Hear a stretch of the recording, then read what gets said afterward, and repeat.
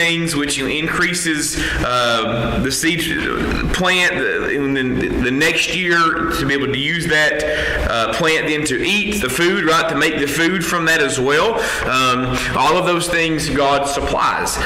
So these blessings result in thanksgiving to God, right? So when we give of the things that God has blessed us with, we are in turn resulting in giving thanksgiving to God. Now, it was hard, right? It was hard here for the Jewish believer to accept Gentile believer. Right? We know kind of the rift that was going on here, early church, early Christian people here in the New Testament. But when they saw the gifts that the Gentiles were giving, right, and the gifts that the Gentile believers had essentially gathered for them specifically, right? So we've got Macedonian Christian or Corinthian Christians here giving to these really poor Jewish Christians, right?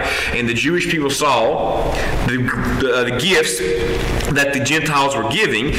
They would then realize that the Gentiles were in fact very sincere in their beliefs, and then give accordingly because of that. All right. So a person giving to the Lord proves that he or she believes God's word. Right. So by giving faithfully, by giving generously, by showing obedience to God's word, it serves as a good proof, right, of one's confidence in the word of God. Okay. This is a little question about giving here. Don't answer this, just kind of think about this for a second. But would you expect the per person rate of giving to be higher in a Bible-believing church than in a church that denies the fundamentals of faith? Would you expect the per person rate of giving to be higher in a Bible-believing church as opposed to a church that denies fundamentals of faith? And just kind of take it for a second and think about that, all right? So provisions for the needy as well is the last part of this. We see in verses 12 through 15. This is the third benefit, the gift, because it's going to meet other people's needs, right? That's what the gift was doing here for the Corinthians, that they were giving. It was meeting other people's needs.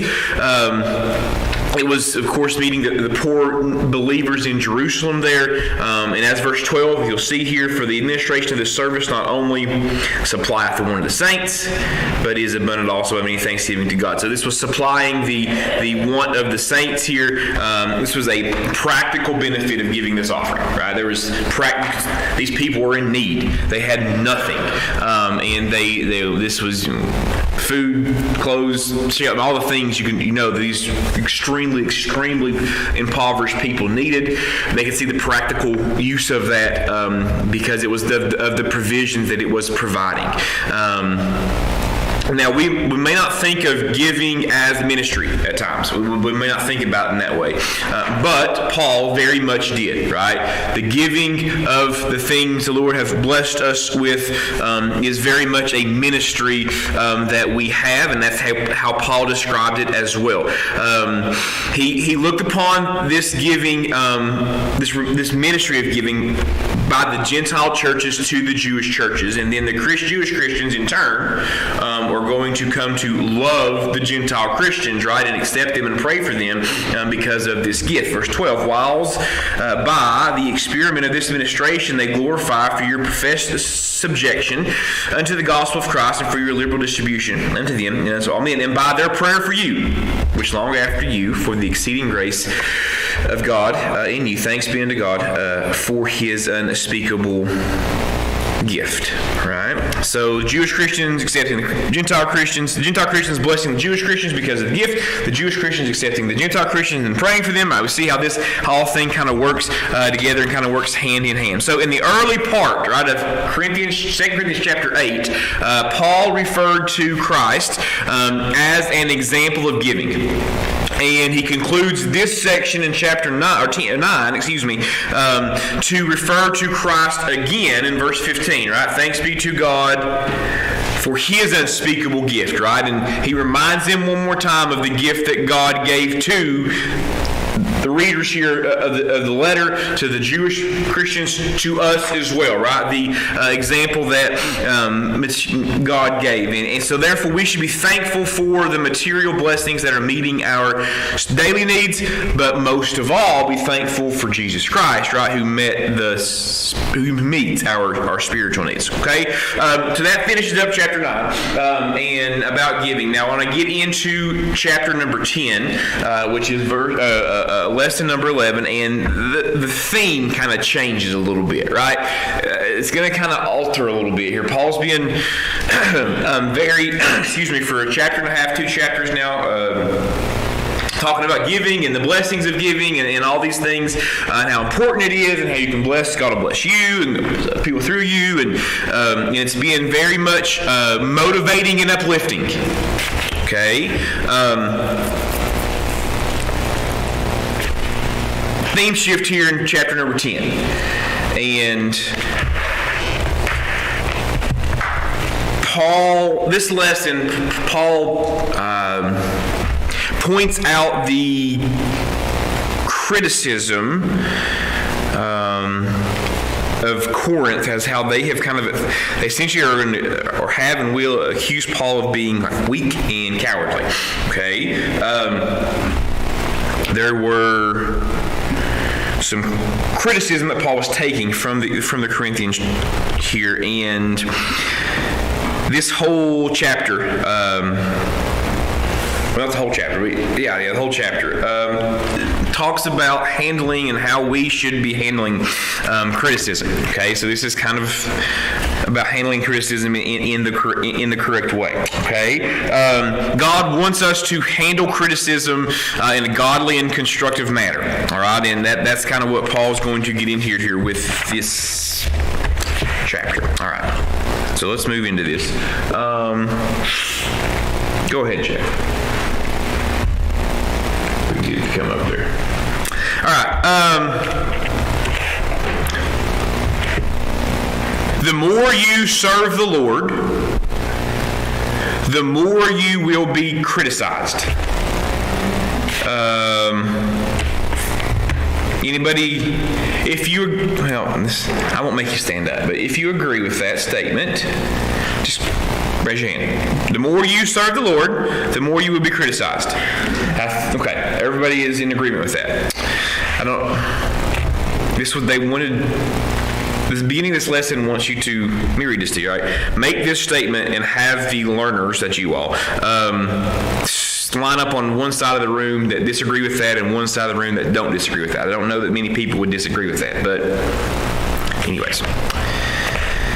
Why is criticism easy to give but hard to take?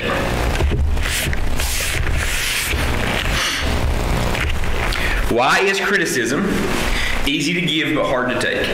Now, let me start with an example. I did not know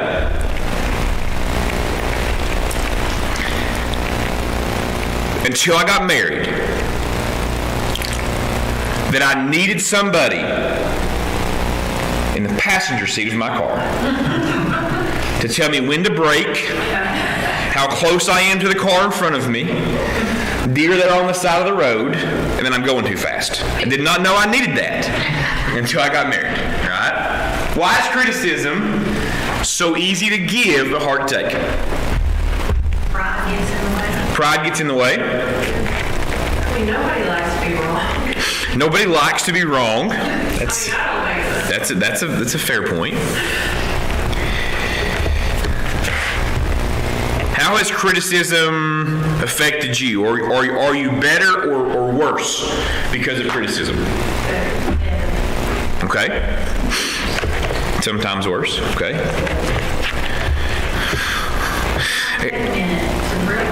Okay. All right. So we're talking about specifically you are more geared toward constructive criticism, right? That's kind of what we're okay. Listen, coached football for a lot of years.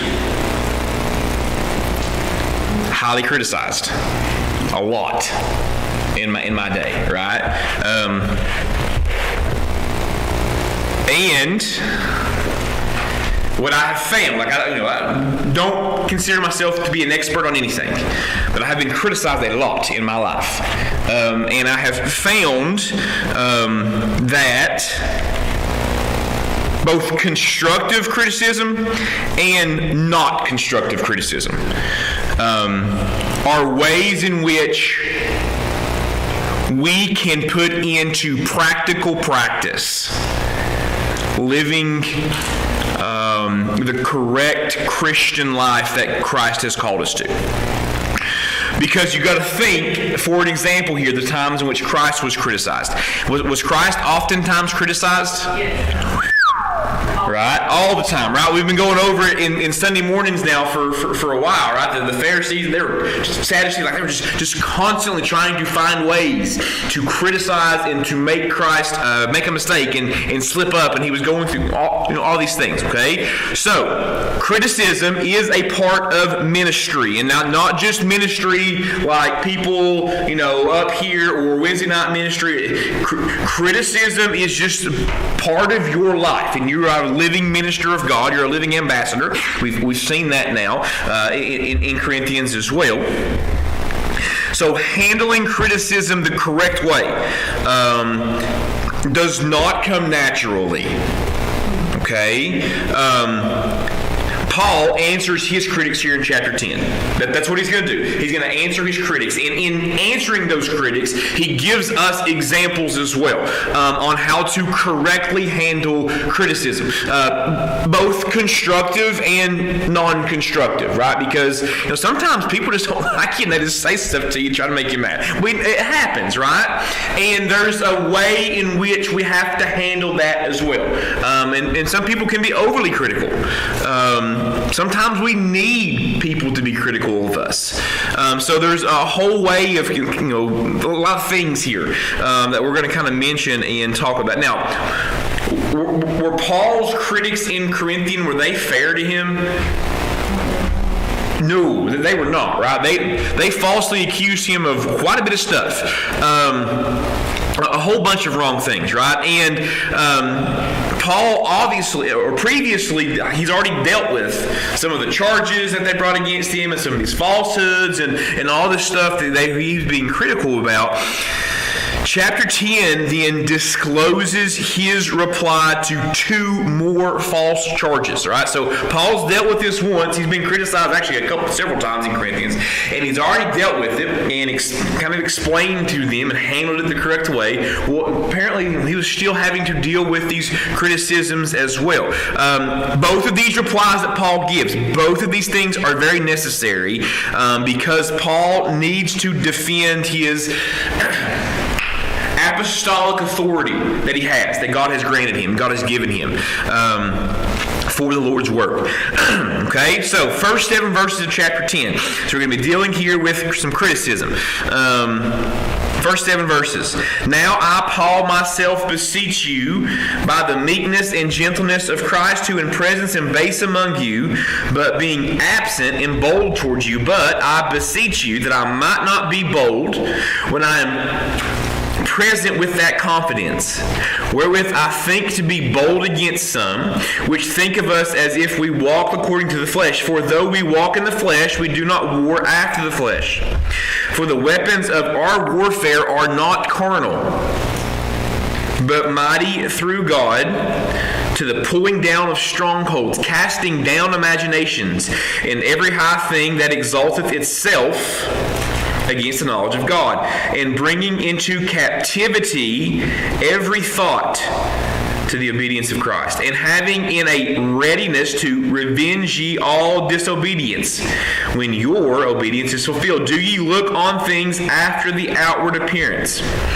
If any man trust himself that he is Christ's, let him of himself think this again, that he is Christ's, even so are we Christ. Last major section here of 2 Corinthians begins at verse number 1 of chapter 10. Now the tone of this section is different, right? You can tell pretty quickly by reading the first couple verses here. This is a much different tone that Paul is using than he has used at other points in the book. And some of the critics of the Bible itself suggest that this section actually maybe belongs to another book and was maybe misplaced inadvertently in 2 Corinthians. But they're mistaken. That's not the case. Throughout all of the proceedings here that have taken place in the first 9 chapters of 2 Corinthians, Paul's had to defend his apostleship, and he's defending it again here in chapter 10 with increased veracity here and increased intensity as he does this. All right, so we see, first of all, their charge of cowardliness. Okay, and this charge of cowardliness is an attack on Paul's character. Okay, that's what this is. They are attacking his character. And said that he was a coward, right? Now I, Paul, myself, beseech you by the meekness and gentleness of Christ, who is in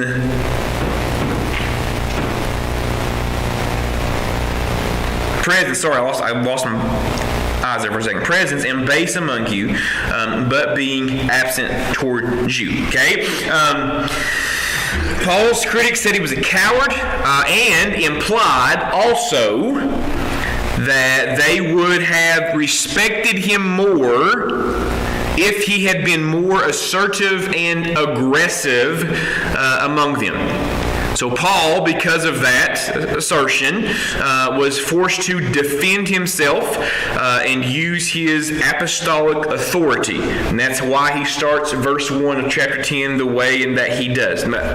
In the midst, though, of him wanting to defend himself, he also wants to express meekness and humility, because ultimately that exemplifies Christ. Okay? So he begins his response with some authority in the way that he writes it. He says, now I, Paul, myself, right? He's referred to himself how many times? 3. Okay? I, Paul, myself. Right? So he's being repetitive on purpose to express to these people that he has authority. Now, rarely ever does Paul identify himself in the middle of a letter. He usually does not do that. Right? Well, we know that Paul, in the beginning of it, right, would always say, Paul, Christ is writing this letter, but we see him identifying himself again just to remind the Corinthians that who he was, right, and what he does and what he was doing. Now, he doesn't do it in a belligerent manner. Had a right to, in my opinion, and I think we would agree, had a right to be belligerent and kind of fire back. That's not what he did, though, right? He entreated the Corinthians, now I, Paul, myself, beseech you by meekness and gentleness. Paul handled criticism, even though he had a right to fire back, with meekness and gentleness. That was the initial response to this criticism that he had to once again defend himself of. Okay? Do you find it hard, almost impossible, to be meek in the face of harsh criticism? Yes or no? Some people maybe not. In the middle of harsh criticism, do you find it hard to be meek? Sure. Yes, absolutely. 100%, right? Even especially, right, when you're getting criticized and you know it's wrong, right? It's stupid people don't know what I'm talking about, right? It's really hard then, okay? But Paul, same thing was happening to him. Right? He had no reason to be criticized the way that he was, but he responded with meekness and gentleness. Okay? Under what circumstances might it be wise to respond assertively to your critics? When should you respond assertively to your critics?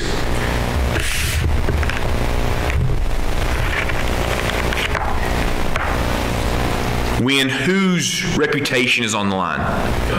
God's, right? You should be assertive when God's reputation is on the line, right? That's what Paul is doing here. When the Lord's honor and reputation is on the line, is at stake, you should be assertive. Anybody have to or experience of being firm but meek? They got one of those? Firm but meek that you can think of right offhand?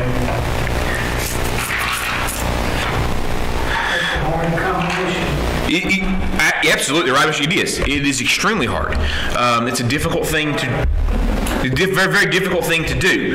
And because to a certain degree you are responding to the criticism, right? You're maybe essentially telling them maybe why they're wrong, right? Or whatever the case may be. And usually if we push back on criticism a little bit, what does the critic do? Does it heighten or decrease? Most of the time. It increases, right? That person gets mad because you're kind of countering what they said, right?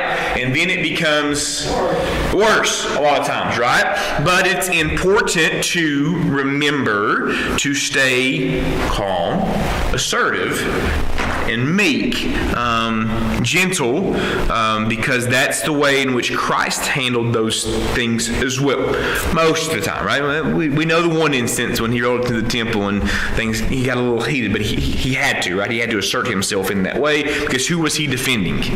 Who was Christ defending in the temple when he went with the money changers? Defending God, right? Start flipping tables and letting people know this is not what's going on. But meekness and mildness, okay? The misconception here that meekness and gentleness are incompatible with firmness, right? That's a misconception, right? Just because you're the loudest person in the room, or talking the most, does not mean you're right all the time, right? But a lot of times in an argument, that's what it feels like. Okay. Meekness, gentleness are not incompatible with firmness, right? And it's refuted here in the way in which Christ handled these things as well. He spoke as one having authority, Christ did, and yet was meek and mild while he was speaking with that authority. Paul follows the same thing, right? The second half here of verse number 1, meekness and gentleness of Christ, who in presence am base among you, but being absent and bold towards you. Okay? Paul is capable of dealing firmly with critics in their presence, as he was in 2 Corinthians here in this letter. And he derived no pleasure from being severe, but would deal severely with the critics, as he had to, if the situation demanded that type of action, right? So Paul's attackers, his critics, charge that, verse 2, but I beseech you that I may not be bold, which I am present with you with confidence, wherewith I think to be bold against some, which think of us as if we walked according to the flesh. Okay? Paul's attackers here, his critics, were charged that he walked according to the flesh. They failed here to accept that his ministry, Paul's whole ministry, was motivated simply and totally by the love of Christ. Okay, everything Paul did, right? He was shown that on the road to Damascus, and from that moment, right, that's what motivated and fueled every part of his ministry, was simply just a love for Christ. No self-interest in Paul. Multiple times, Paul says daily, right, I die to myself, I have to. Paul was operating by the Spirit's guidance, not his own. There is no carnal wisdom and energy at all. And unless they experienced a change of heart, unless his critics experienced the change of heart towards Paul, they're going to learn the hard way that he was indeed a genuine apostle. So, Paul moves into verse number 3. Talks about his defense. Since their hearts had not changed towards Paul, Paul said, hey, listen, y'all going to learn today. Right? This is essentially what he's doing. Okay? Because they won't listen. Paul's defense against the charge that he was cowardly extends from verses 3-7. So this is kind of his defense of that, right? he presents here two reasons that he had not dealt sternly with his critics yet. But first, he's going to answer their charge that he walked after the flesh. Okay, so first part of this here, Paul's defense, he did not walk after the flesh. Verse 3, he affirms that here in verse 3. For though we walk in the flesh, we do not war after the flesh. Okay, so yes, are we walking around in fleshly bodies? Yes, right? But yes, Paul is yes. But we do not war after the flesh, right? He did not conduct his warfare according to the flesh. Neither should we. We are engaged in spiritual warfare and should fight on a spiritual level. And for fighting on a spiritual level, we have to use spiritual weapons. Okay? Go ahead, Chad. Bring up the next thing. All right, so what carnal weapons might a believer use in his ministry? Don't bring these up just yet, Chad. Let's wait.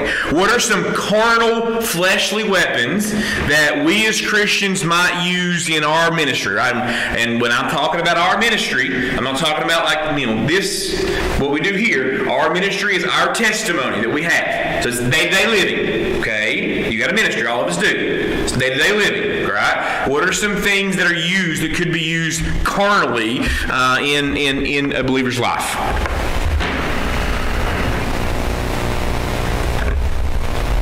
Anybody have any ideas? What are some ways in which, if you're defending maybe, all right, so let's say you are defending your critics, right, or defending against your critics, sorry. You've been criticized. What are some carnal things? Make them feel stupid. Okay. Make them feel stupid. Absolutely. What else? Make them feel guilty. Make them feel guilty.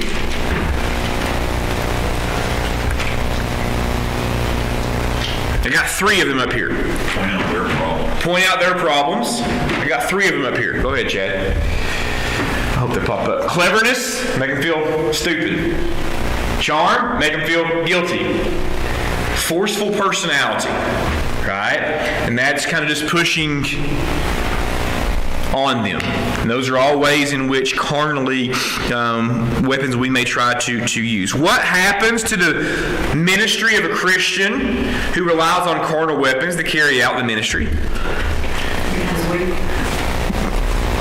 Yep, unsuccessful, superficial, right? None of those things work. Using carnal weapons in ministry, not going to solve problems, only going to make them worse. Okay? Not going to solve problems, only going to make them worse. Now listen. I love a good debate. Okay? And I also love being right. Right? And sometimes I know that I might be wrong, but I'm not going to quit until the person thinks that I'm right. Right? We do that sometimes, and I can be bad for that. That's gotten better as I've gotten older, mainly because I don't like talking to people. But it's there's a thing there, right? Using whatever I can use to manipulate what they're saying or how they're criticizing me so that I am right and they are wrong. That is not an effective form of handling criticism in my Christian ministry. It's not, right? It absolutely isn't. And again, I've gotten older. I've gotten better at that. And again, I think some of it's obviously God kind of changing and maturing my heart to the point to where I see the argument, I'm like, I just don't feel like fighting with it, and just kind of walk away from it. Which is a good thing, because if I get in the middle of it, I can feel that stuff kind of coming up, right? And I want to just kind of get going. So I'm almost become apathetic towards it, of those types of criticisms, all right? And I think when I was younger, I was not that way.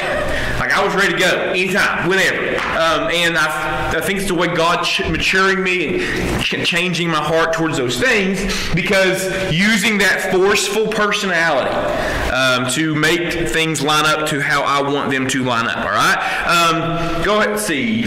Leave it there. Ephesians 6, 11 through 18. We're not going to flip over there. We know what Ephesians chapter 6, 11 through 18 is. What is in Ephesians chapter 6, 11 through 18? The what? The armor of God, right? The half armor of God? No, the whole armor of God, right? So spiritual weapons that are available to us, right? The whole armor of God as a defensive weapon, and the Word of God and prayer as an offensive weapon, right? Go ahead, Chad. I think those should pop, hopefully, under the spiritual weapons. Nope, sorry, go ahead. And then we have our spiritual weapons up there, the whole armor of God. Of course, we know all those things are there in chapter 6 of Ephesians. Okay? What happens then to a ministry of a believer who relies on the spiritual weapons to carry on the ministry? And the results... The ministry then is just the opposite, right? The ministry becomes effective. It will be real. It will be fruitful. It will be worthy. It will be rewarded. But most importantly of all those things is that God is glorified. God is glorified. That's the most important thing. Evil thoughts and actions that oppose the gospel are diametrically opposite to the knowledge of God. Casting down imaginations, verse 5, and every high thing that exalteth itself against the knowledge of God. These thoughts, actions are hindrances and must be confronted and defeated. Paul chose to take captive the thoughts of mankind to bring them into the service of Jesus Christ, right?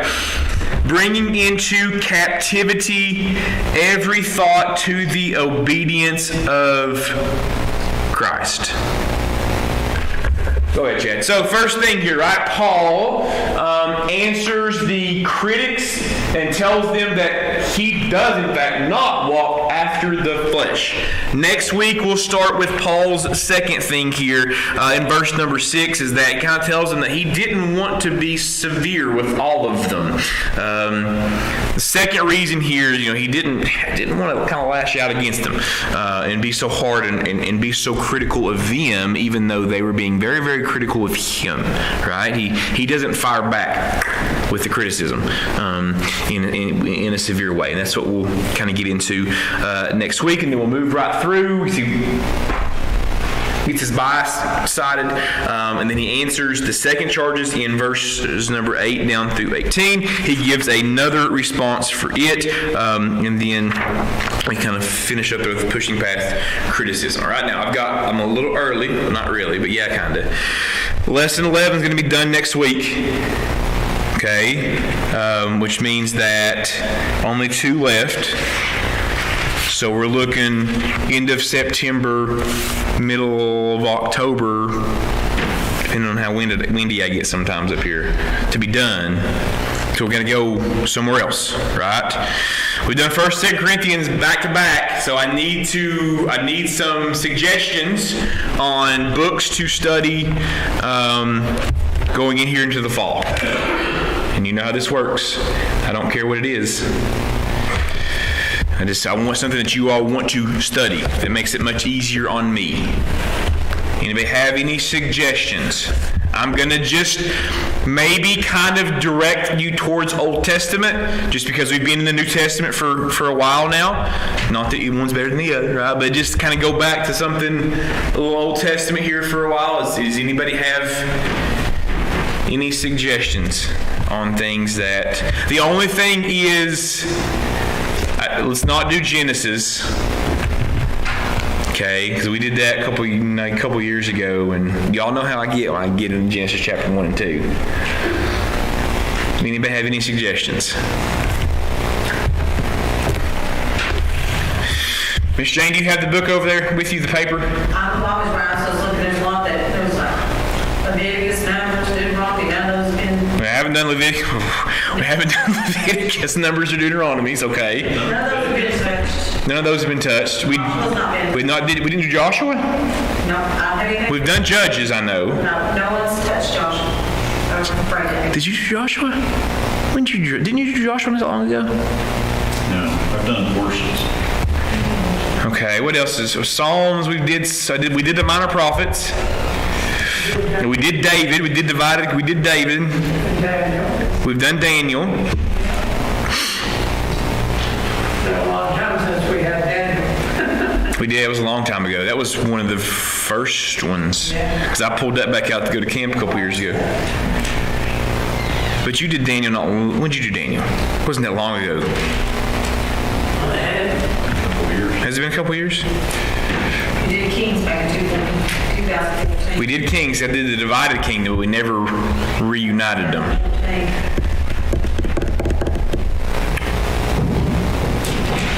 You did the Song of Solomon yet? Yeah, we did actually. I think I did Song of Solomon a couple years ago. I think it was abbreviated. It was a abbreviated version. It wasn't the detailed version.